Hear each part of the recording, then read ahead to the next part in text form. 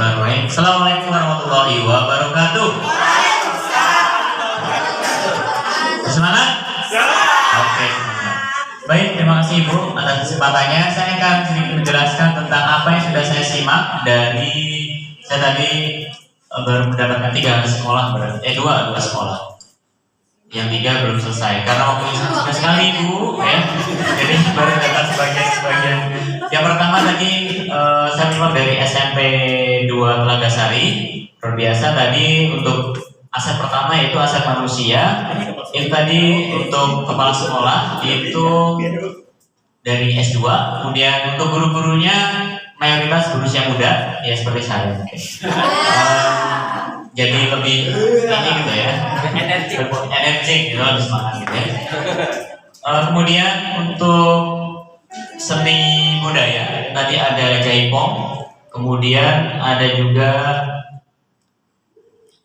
untuk agamanya itu berdekatan dengan pesantren, jadi lebih agamis. Untuk sumber finansial itu ada BOS, aspirasi, dan juga dari orang tua. Untuk lingkungannya sangat asri karena terletak di pinggir sawah alias mewah gitu ya.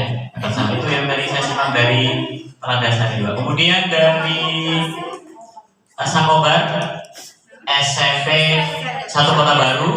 Tadi untuk aset manusia itu terdapat guru-guru yang berprestasi. Di sana ada 2 guru berprestasi, 1 guru penulis, kemudian ada siswa-siswa berprestasi juga, dan juga banyak yang meraih kejuaraan. Kemudian dari segi aset fisik itu lapangannya sangat luas.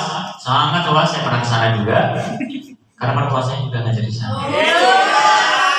Kemudian ada taman juga, dan juga taman. Di sana taman digunakan untuk komunitas English Community, dan juga di sana ruangannya sangat banyak ruangannya, sehingga sangat memfasilitasi guru dan murid. Kemudian untuk sosialnya di sana ada puskesmas juga berkolaborasi dengan UBP dan juga Unsika. Untuk lingkungannya strategis karena terletak di jalan utama di Sukasari, ya, di Cikampek. Kemudian untuk politik bekerjasama dengan puskesmas. Untuk finansial itu ada dari kantin tadi yang baru saya simak. Sebenarnya ingin menjelaskan lagi tapi waktunya sudah habis. Kemudian untuk agama dan budaya, untuk agama alhamdulillah anak-anaknya banyak meraih kejuaraan dan berprestasi. Dari seni di sana ada seni tradisional, kemudian di sana juga ruang seninya itu sangat banyak. Jadi mendominasi anak-anak untuk pelatihan seni. Ada angklung juga di sana. Itu yang pernah saya lihat waktu itu. Ya, itu saja tadi. Kemudian satu lagi dari SMP 2 Jatisari. Belum sampai saya. Ya, itu saja Ibu. Terima kasih waktunya. Dengan adanya kita menyimak tadi, kita bisa melihat kelebihan-kelebihan dari rekan sekolah yang lain gitu ya. Jadi apa yang belum ada di kita yang itu positif itu bisa kita terapkan di sekolah kita, dan yang mungkin perlu kita telah lebih jauh kita bisa pelajari, kita bisa tanya lebih jauh agar kita menjadi sekolah yang lebih baik seperti sekolah yang tadi kita. Jelasnya lebih terinspirasi nih ya Mas. Luar biasa. Tepuk tangan dong Pak Teguh. Assalamualaikum warahmatullahi wabarakatuh. Waalaikumsalam. Bapak Ibu sehat semuanya? Ya. Tadi waktu yang diberikan kepada kita itu sebenarnya sangat mepet ya. Jadi kalau untuk menemukan hal yang baru, yang pertama saya dengan SMA 1 Cikampek, Bu Reni, karena sama-sama SMA, aset secara umum sama. Bedanya di SMA 1 Cikampek itu adalah sekolah penggerak. Jadi sekolah penggerak itu sudah mengarah ke apa yang kita pelajari di dalam program ini. Kemudian ada hal baru yang menurut saya sangat menarik, adanya kolam terapi. Jadi cerita ada kolam terapi berarti ada ikan gararupa di situ yang berkaitan dengan pembelajaran PKBU. Jadi ternyata pembelajaran PKBU itu bisa semenarik itu. Kemudian kemarin ada lomba pasang diri jaipong. Saya melihat dari SMA 1 Cikampek itu penyampaian secara visualnya sudah sangat bagus. Jadi sudah seperti video klip gitu. Jadi ternyata untuk tari jaipong yang biasa saja, mungkin dari sebagian orang mengertinya bisa saja, di SMA 1 Cikampek itu dikemas dengan sangat luar biasa. Seperti itu. Kemudian yang kedua dengan SMP 2 Jatisari, Bu Yuyun, ini lebih banyak ke saya yang bercerita, jadi saya belum banyak menggali ke SMP. Ya, SMP 2 Jatisari. Yang paling menonjol dari SMP 2 Jatisari adalah modal manusia, yakni ada 6 orang CGP. Dan itu terawat paling banyak. Oh iya. Kemudian di situ juga sudah banyak tenaga honorer yang bersertifikasi. Artinya secara apa yang dicuri atau seperti kelegalannya profesional seperti itu. Kemudian jumlah rombelnya tidak terlalu banyak, berarti CGP yang jumlahnya 6 tadi menaungi murid yang tidak terlalu banyak, jadi mungkin tidak terlalu repot seperti itu. Jadi sampai itu ya yang saya dapatkan dari SMP 2 Jatisari. Kemudian yang ketiga dengan UII dari SD Palugon Sari 1, jumlah rombel untuk ukuran SD cukup banyak, 700 lebih. Tetapi karena modal fisik berupa bangunan itu kurang, diberlakukan 3 shift. Biasanya 2 shift itu udah kerepotan menurut saya pernah mengalami 2 shift itu repot. Ini ternyata di SD itu 3 shift. Itu menurut saya luar biasa. Artinya meskipun modal fisiknya sedikit atau kurang, tapi bisa dimanfaatkan semaksimal mungkin. Setelah itu Sekolahnya tulis Bu Adi. ada eskul yang menurut saya sangat menarik. Di SD Palugon Sari itu ada eskul Qasidah yang ternyata sering menjadi juara tingkat kabupaten. Ya, saya baru tahu ada eskul Qasidah di sekelas SD seperti itu. Kemudian eskul silat juga, dan guru-guru yang mengajar di sana juga mayoritas sudah S1 PGSD, artinya layak mengajar SD sesuai dengan jurusannya. Kemudian belum mempunyai lab komputer, tetapi mempunyai beberapa 15 atau beberapa PC komputer yang sudah bisa digunakan untuk AKM SD. Biasanya anak SD itu masih buta dengan komputer. Nah, ini sudah dimanfaatkan di SD Palugon Sari 1. SD-nya tulis. Ya. Tadi sampai di situ saja yang saya dapatkan. Oke. Pak Setiawan, pembelajaran apa yang Bapak dapatkan dari berbagai cerita? Ya. Dari 3 rekan yang saya ajak berdiskusi atau sharing tadi, 3 hal yang saya dapatkan adalah ternyata di sekolah masing-masing itu punya potensi yang seharusnya ada di saya, tapi sekolah-sekolah lain itu bisa memanfaatkan lebih maksimal. Berarti saya mungkin bisa mengambil pembelajaran dari itu. Artinya saya bisa, prakarya itu bisa menyenangkan itu. Kemudian ada eskul yang simple tapi bisa menjadi juara. Kemudian tadi ada banyak guru yang CGP, berarti saya masih perlu untuk sosialisasi kepada rekan-rekan seperti itu. Iya, siap. Terima kasih. Wassalamualaikum warahmatullahi wabarakatuh. Waalaikumsalam warahmatullahi wabarakatuh. Sejak kapan Dari saya membukti saya belendung ya. Dari belendung kami sama modal manusia, modal fisik, terus modal ininya dari pinggir sawah ya Bu ya, dari SMP 2 Jatisari juga pinggir sawah. Tadi yang menariknya itu banyak ekstrakurikuler yang menarik di SD itu yang bisa dimanfaatkan untuk murid-murid di SD itu. Tadi baru segitu aja Ibu. Terus yang dari SMP Mentari Ilmu yang menarik dari Pak Teguh. Di SMP ini SMP yayasan dan modal manusianya itu gurunya ya. Di situ gurunya bisa ada program umroh, ada program beasiswa S2 ya Pak Teguh ya. Nah, kemudian untuk orang tuanya itu udah menengah ke atas. Kemudian dari belum sampai ke fisik, belum sampai ke modal yang lainnya, baru modal manusia aja tadi belum sempat. Kemudian yang dari SMP 1 Kelari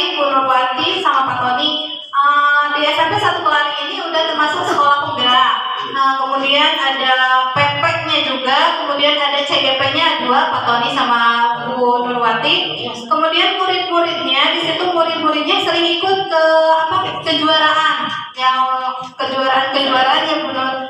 Kemudian beberapa finansialnya itu dari bos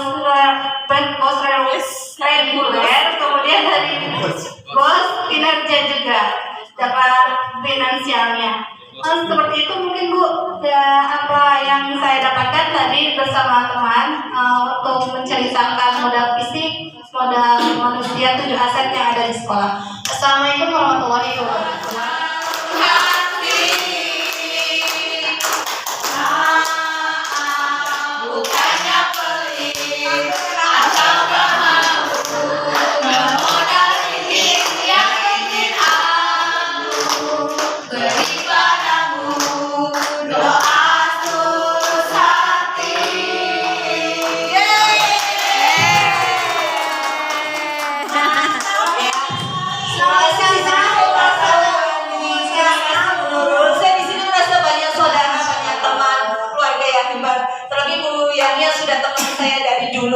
Kita suka goes kebetulan sampai ke Jakarta, ke Purwakarta, se-Indonesia sudah kita puterin.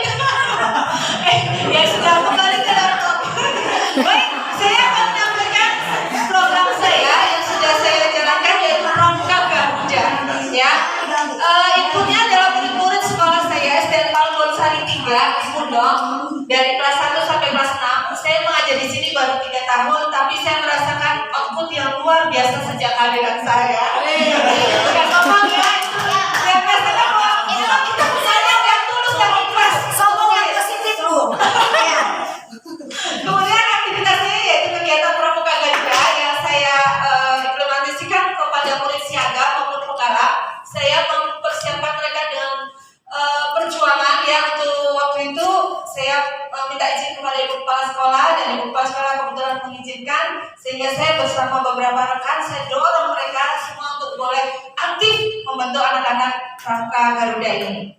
Kegiatan yang sudah saya lakukan banyak ya, yang pasti kegiatan rutin latihan seminggu 2 kali, kemudian ada persari, persami, kemudian juga prestasi siaga, penjelajahan, kita juga ikut LT gitu ya, dan puji Tuhan sih kita memang sering juara di kegiatan-kegiatan Pramuka.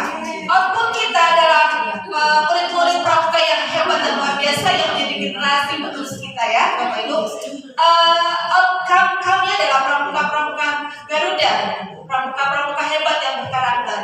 Nah, impact atau dampak dari kegiatan yang sudah saya lakukan, pembentukan karakter murid-murid yang sudah saya rasakan, dan karakter yang terbentuk dari mereka dalam mandiri, kemudian leadership yaitu kepemimpinan, dan mereka selalu mencintai atau peduli kepada lingkungan yang sama. Dan kegiatan kami yaitu kegiatan Pramuka Garuda itu mau memaksimalkan kemampuan murid kita dalam hal intelektual, karena di situ di Pramuka selain kita bermain, kita banyak berlatih tentang kegiatan akademik juga, yang tapi tidak seperti di sekolah pelajaran seperti biasa, tapi kita punya trik tertentu. Kemudian kita juga mengacu pada spiritual mereka, meningkatkan nilai spiritual mereka, dan sosial pada teman-teman dan juga fisik mereka. Karena di situ banyak latihan-latihan yang mengunggah untuk fisik mereka supaya kuat, dan sungguh sebuah sesuatu hal yang menyenangkan buat mereka untuk mereka boleh menjadi orang-orang hebat. Terima kasih Bapak Ibu yang boleh sampaikan. Semoga juga boleh menginspirasi, karena ini Pramuka Garuda kebetulan hanya Keram Timur untuk saat ini yang memberikan output ya. Semoga kecamatan lain bisa berefek dan ini sangat bermanfaat buat murid-murid kita semuanya. Terima kasih. Mungkin ada yang mau menanggapi. Terima kasih. Assalamualaikum warahmatullahi wabarakatuh. Pertama-tama saya ucapkan selamat ulang tahun kepada Bu Eni yang ke-24 ya. Iya betul. Kali 2. Dan saya mengapresiasi sekali tentang masalah ibu mengabdi, gak berpikiran tentang finansial. Saya sangat bersyukur kepada ibu. Iya, terima kasih. Sudah mau ingin akhirnya mau kepada murid gitu. Iya betul. Mungkin di sini saya ingin ngomong tadi jika salah Pertama, Ibu di SD Pelukan hari 3, kebetulan ada keponakan saya di sana. Iya. Di sana, dan saya udah kenal tentang Pramuka Garuda. Tadi Ibu menjelaskan tentang ada karakter mandiri. Iya. Dan melalui dengan bermain. Nah, Ibu bisa menjelaskan kepada kami di Pramuka kegiatannya bermain itu bermain apa? Apakah berdiferensiasi yang kita jalankan atau hanya berfokus pada satu hal? Kita hanya itu. Terima kasih. Oh iya, baik. Salam. Terima kasih, Mbak. Ya, baik. Untuk di Pramuka itu kita tidak berdiferensiasi ya, karena kita tidak mengukur ke tingkat akademik. Jadi lebih kepada permainan yang membentuk karakter mereka mandiri. Seperti misalkan kita ada peran gitu ya. Saya tidak tahu kenapa mungkin pas di kelas itu mereka kayak monoton gitu. Tapi saat kita mengimplementasikan dalam sebuah permainan, kita akan membuat sebuah peran. Saya bercerita kalau kasih klausul begini. Nah, saat mereka melakukan adegan itu, mereka bisa dengan sendirinya gitu. Mereka melakukan ini sebagai tikus, sebagai kuda, sebagai gajah, sebagai nelayan, sebagai apa gitu. Itu contohnya.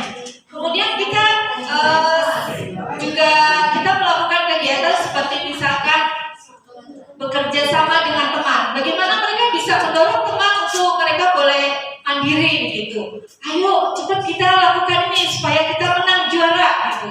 Nah, teman-temannya itu inspirasi dari teman satu ke teman yang lain. Oh iya ya, seperti itu akhirnya karakternya satu demi satu mulai terbentuk dalam setiap kegiatan gitu, Pak. Ya, makasih Pak. Terima kasih. Ada ya. Ya, itu. Ya, terima kasih. Muatan lokal, khususnya sekolah kami itu berada di lingkungan pertanian. Jadi sekitar area pertanian itu banyak hama, yaitu kelompok eceng gondok. Makanya Bang Ceong itu eceng gondok dan keong. Kenapa kita katakan bang gitu ya? Artinya kita kan dari para petani yaitu keong dan eceng gondok kita beli. Kemudian dari keong dan eceng gondok itu kita olah menjadi POC, pupuk organik cair. Jadi nantinya akan digunakan untuk pertanian organik. Jadi di sini kita berdayakan inputnya itu siswa kelas 7, 8, dan 9 di bawah naungan mata pelajaran PLH ya. Jadi kita ada mata pelajaran PLH pendidikan lingkungan hidup ya.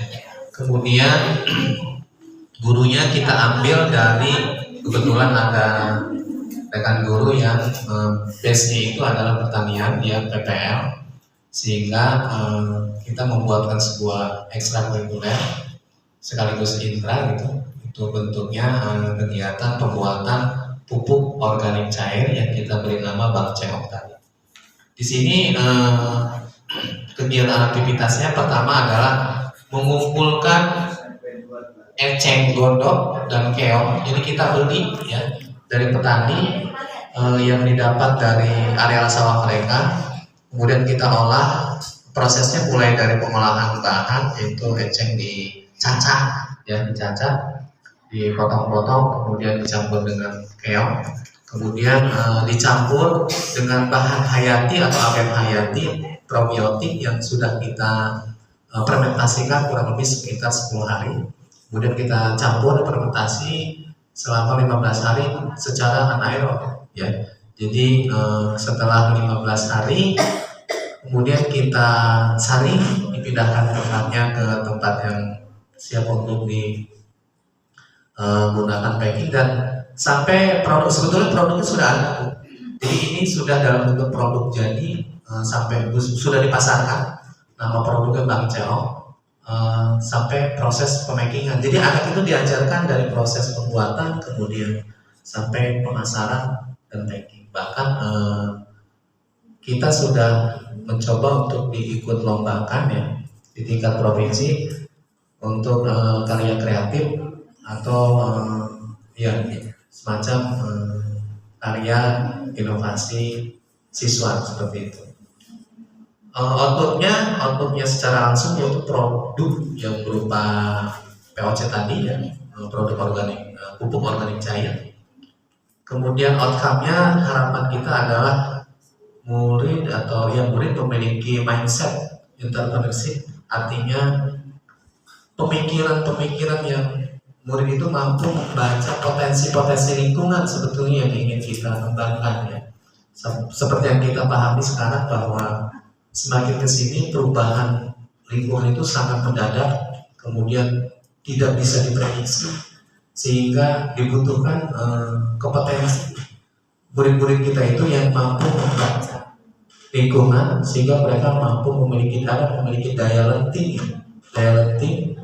terhadap perubahan dengan memadukan antara potensi yang dimiliki oleh siswa itu sendiri, kompetensinya, kemudian potensi-potensi yang ada di sekitarnya. Nah ini kita sudah sedikit melakukan itu, dan mudah-mudahan ini harapan outcome ke depan anak-anak lebih jauh lagi ya, karena ini hanya sebagian kecil. Mengapa kita angkat ini? Karena lingkungan mereka adalah lingkungan pertanian. Jadi kita berharap yang dipandang visi kita itu melihat masalah menjadi solusi seperti itu. Kan selama ini eceng gondok, keong itu kan apa? Ya, kita lihat itu menjadi sebuah peluang ya, dan diantaranya bisa menghasilkan cuan mungkin ke depan ya. Jadi ujung-ujungnya duit. Gitu ya.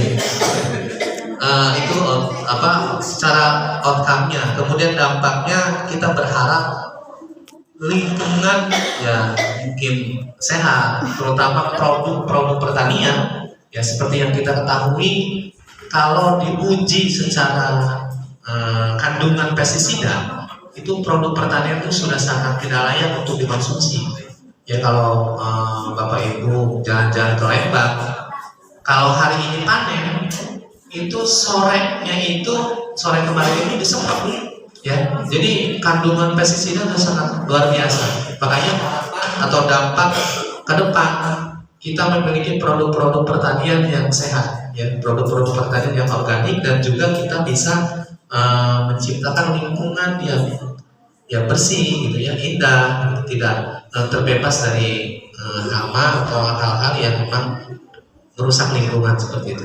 Mungkin itu saja program yang sudah kami jalankan, bahkan terus kita perbaiki, bahkan yang produk terbaru itu Bank CO Plus gitu ya. Jadi ada plus-plusnya gitu.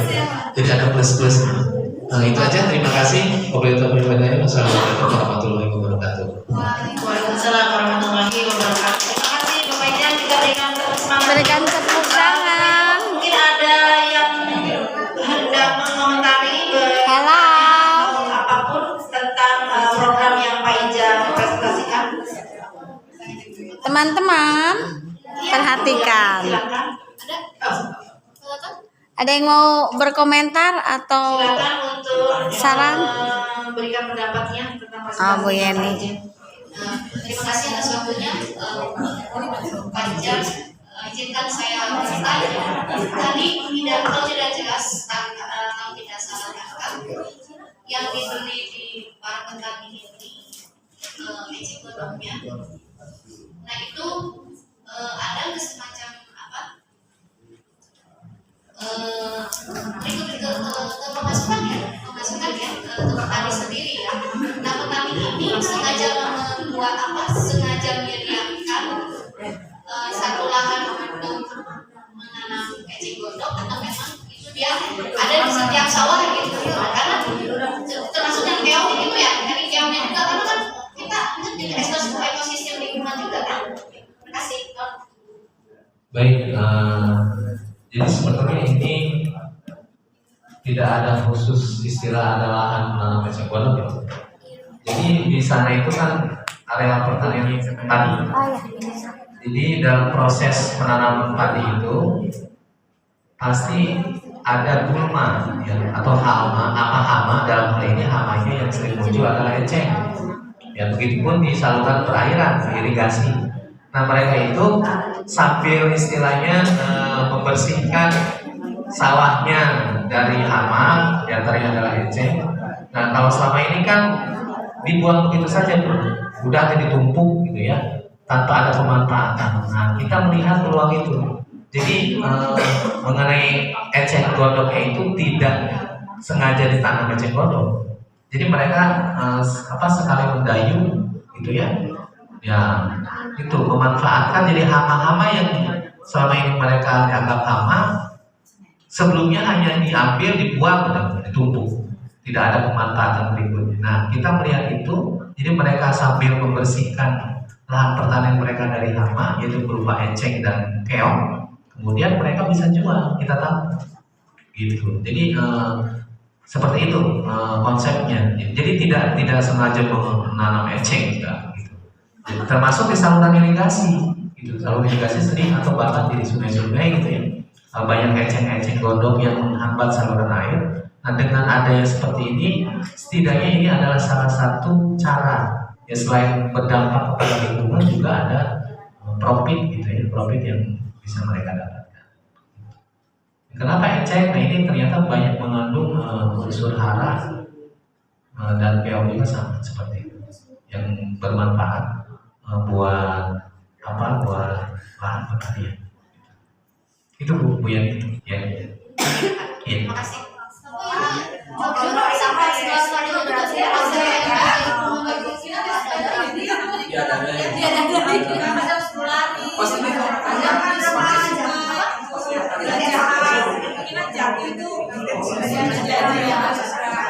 kemudian pengaruh finansial itu karena pramuka kan orang tuanya kita harus kita lakukannya di supaya ngomong gitu. karena ada orang tua bisa tadi pengendaliannya, kemudian presidennya kita melakukan yang bagaimana cara sebagai seorang berarti anak bersama observasi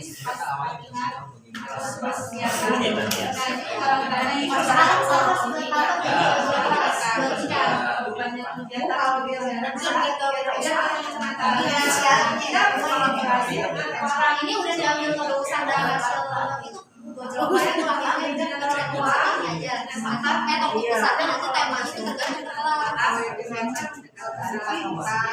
nah karisan lokal yang sekarang itu udah usahakan jadi satu gitu yang rapuh satu yang kearifan lokal berbasis wirausaha sama kayak sudah melakukan